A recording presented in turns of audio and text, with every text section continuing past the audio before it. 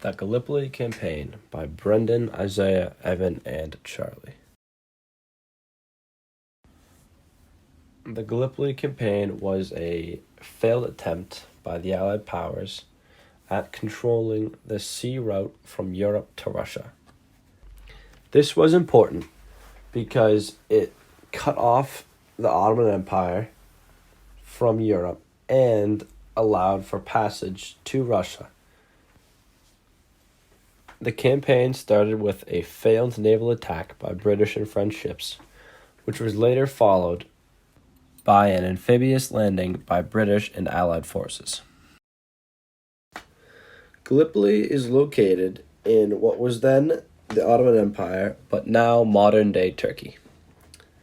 And the campaign started as an amphibious landing by British and British Dominion troops like Australians and New Zealanders. And the Allied forces were fighting mostly Turkish and Turkish Ottoman forces. The timeline of the Gallipoli campaign technically started on June 28th, 1914, with the murder of Austrian Archduke Franz Ferdinand and his wife, which caused World War I. Then August 4th, 1914, the British Empire and Dominions declared war on the German Empire and its allies. Then in 1914, troops were sent to Egypt to train for war, as Egypt had similar conditions to Gallipoli. Then April 24th, 1915, the soldiers of the British Army landed at Gallipoli. And then soon after, December 20th, 1915, the troops were evacuated from Gallipoli. And then in March 1916, the evacuated troops were sent to the Western Front to fight in France. The death toll was around 27,000 French casualties and about 115,000 British casualties. This is important for Australia and New Zealand because this was the first major use of Anzac forces in the First World War, which set the stage for Australia and New Zealand to become very powerful and legitimate international players.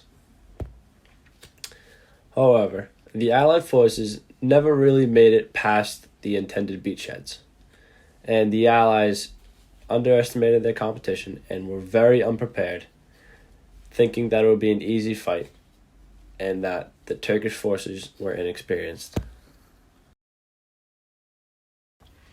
The major technology of the campaign were dreadnoughts, which were large battleships created by the British that would bombard the beaches and coastal barriers of Gallipoli, which would precede the landings.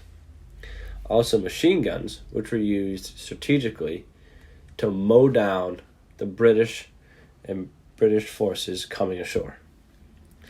Also, the drip rifle, which was an unmanned rifle that would go off at sporadic times, making the trenches seem occupied as the Allied forces withdrew from Gallipoli.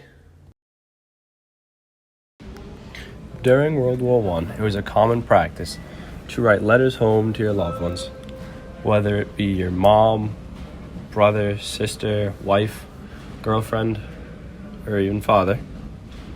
And in this letter, you see that a young British or Anzac soldier fighting in Gallipoli wrote home to one of his loved ones, well, in this case, his mother, stating why he had not sent her a letter in about 5 days. The reason for this was that he was stationed, quotes, beyond the front line, meaning he was in a forward position very much in harm's way. And sadly, this was just a common occurrence in reality during World War I.